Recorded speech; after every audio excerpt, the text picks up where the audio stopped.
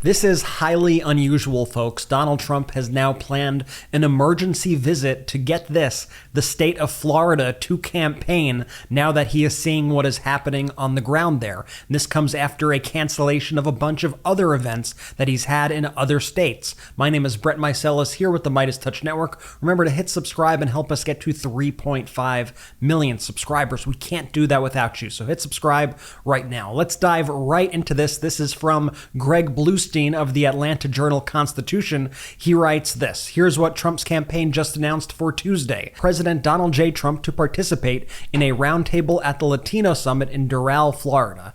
Trump, this is from his press release, the 45th President of the United States of America, will participate in a roundtable with Latino voters on Tuesday, October 22nd, 2024 at 11 a.m. Eastern. As Nikki Fried, who runs the Democratic Party in Florida, writes, Trump canceled an NRA event in Georgia to go to Florida to pander to Latino voters. Someone should tell him his Univision town hall did not go too well. Seems like someone is worried about Florida and the Latino vote nationally. And she's exactly right. If you saw any of Donald Trump's event at Univision the other day, it was a complete and utter disaster. It was one of the only moments that we've seen in a while where Donald Trump actually had to leave his safe space and confront actual voters asking him actual questions. And he crumbled under the pressure, and the audience was not buying it. For example, do you remember this moment when Trump was answering a question about January 6th, and he referred to the violent January 6th insurrectionists as we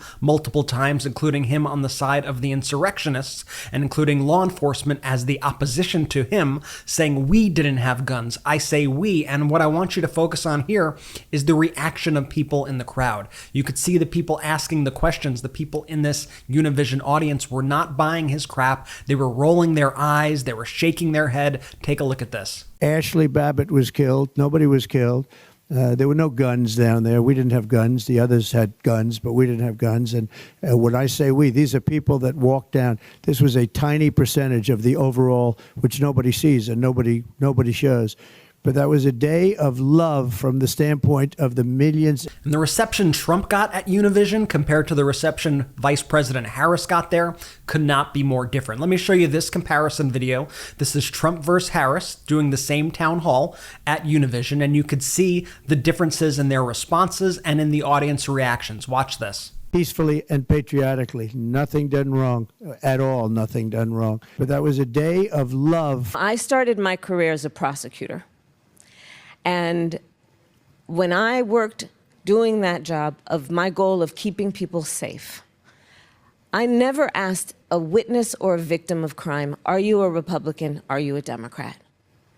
The only question I ever asked is, are you okay? Ashley Babbitt was killed. Nobody was killed. There were no guns down there.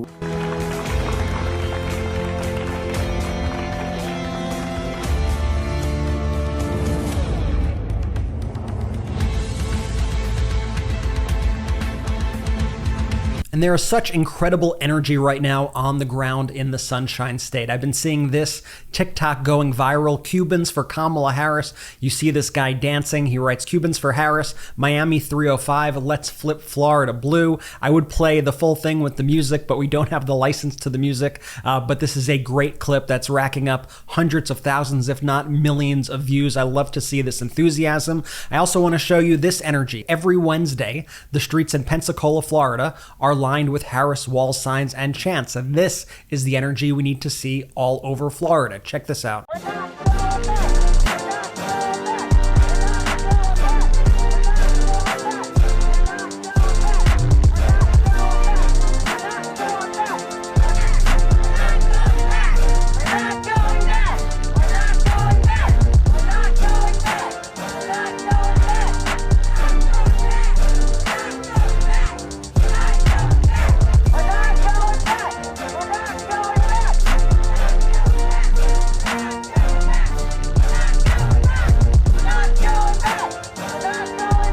Just this past week, The Villages, a typically conservative, older area in Florida, was showing up big for Vice President Kamala Harris. When we vote, we win. When we fight, we win. When we vote, we win. How's everybody doing today? And I love this video that's going viral on TikTok. This is a Harris Walls postcard party in the Villages. Live from the Villages. I hope this is my face. It's my first TikTok. I have no clue what I'm doing, but we are working hard here. Here we go, everybody. 1, 2, 3. 22 days to go. 22 days to go. We won't go back. She has us on track. 22 days to go. 22 days to go. 22 days to go. Don't vote for the joke. We'll get a vote. 22 days to go. 22 days to go. 22 days to go. Harris will hail. Trump's going to jail. 22 days to go. 22 days to go. 22 days to go. She's White House bound. She'll turn things around. 22 days to go. And it's live from the Villages. I forgot our punchline. We can do it. No, yes, we can. We won't go back. Vote Harris. We won't go back. There you go. And we're writing 600 postcards to remind people to vote here in the Villages. And you may remember this past week in the Villages, they had a golf cart parade in order to bring their early voting ballots to drop them off. I love this. It's so great to see. There were over 1,000 golf carts lined up, going down to the ballot box to drop off their ballots for Vice President Harris. Check this out.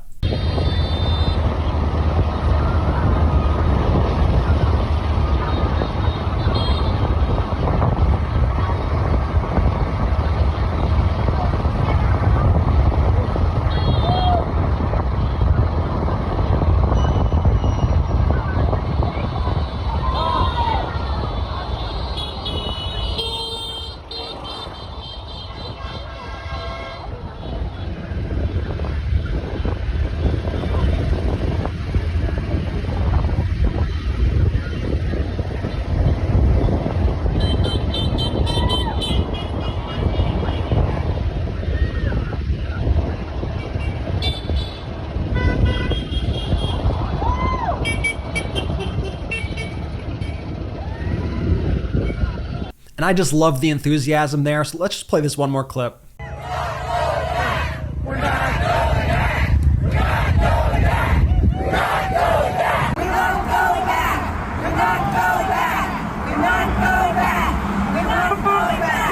Then this was also from this past week. This was in St. Augustine's historic downtown. The downtown was overwhelmed by Harris Wall supporters marching down the street. This is awesome.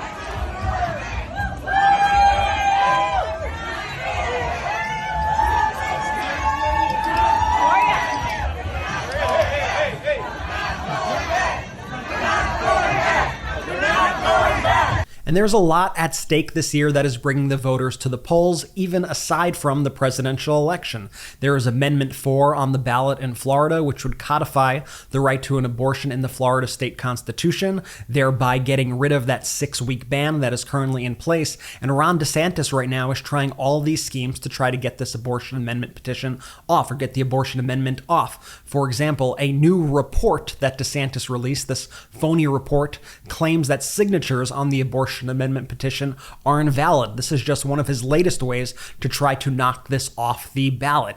Now, we hear time and time again from Republican politicians. What do they say? Leave it to the states. But then inevitably, they leave it to the states, and the people decide they want freedom, and then the states decide we don't want that. That's actually not what we meant by leave it to the states. We meant we want to control you. Here's just a number of the steps that Ron DeSantis has taken to defeat Amendment 4. He has 1, threatened to criminally prosecute television stations who run an ad in favor of the amendment. 2, he has used taxpayer funds to produce ads from a state health agency against the amendment. 3, he got a bogus economic impact statement placed next to the amendment on ballots. 4, he challenged the language of the ballot in the courts. And we did a whole breakdown of this on MeidasPlus.com. That is our premium ad-free experience. Go and check that out, MeidasPlus.com. I'm loving your feedback on that. I want to show you this clip also from September, where Ron DeSantis claimed that George Soros is behind Florida's abortion rights ballot initiative. And he said that the all-Republican Florida Supreme Court made a, quote, horrendous decision by allowing it to be on the ballot. Watch this. Now, this is an amendment that's underwritten by people like George Soros and other organs of the political left. It is an intentionally deceptive and misleading amendment. It should have never been approved to be on this ballot by the Florida Supreme Court. They made a horrendous decision on both of these amendments, but certainly on Amendment 4. And so if you read it, it's almost like, it's hard to even know what's going on. By the way, do you remember when Donald Trump flip-flopped on Amendment 4 in the span of 24 hours a couple months back? One day he said he would support Amendment 4, then he faced a ton of backlash from his supporters, and then he said that the amendment was too extreme and that he would be voting no. This is a big issue for Floridians as they head to the polls, and I know they're going to keep this all in mind as Donald Trump is the reason for these 6-week bans. I want to show you this also. This is from Debbie Meiselas Powell, who is running against Senator Rick Scott in Florida. Their race is neck and neck. She has been courting the Haitian American community, and I think this is such a smart idea. This is a community that has been disparaged, defamed by Donald Trump, by Rick Scott, by all these Republicans making up these lies that Haitian immigrants are eating dogs and cats in Springfield, Ohio. I mean, these are just very despicable lies. And this is what Debbie Meiselas Powell writes. She says, I was proud to join the Haitian American Democratic Caucus tonight. We refuse to let extremists like Trump and Scott attack our communities on November 5th.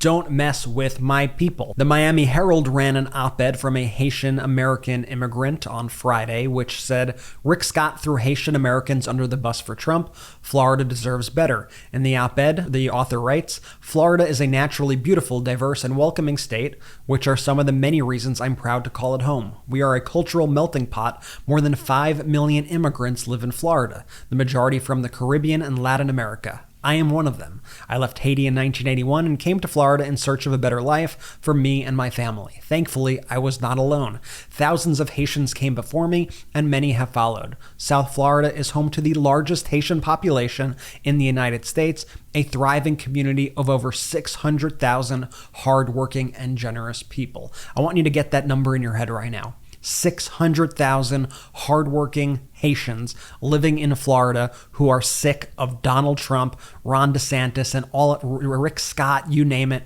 and all of these endless lies and defamatory statements about them. That is what we're dealing with, and it totally upends the entire narrative of Florida. Florida, which was once more of a swing state, has leaned red in recent elections, but now the people on the ground there are determined to get it back.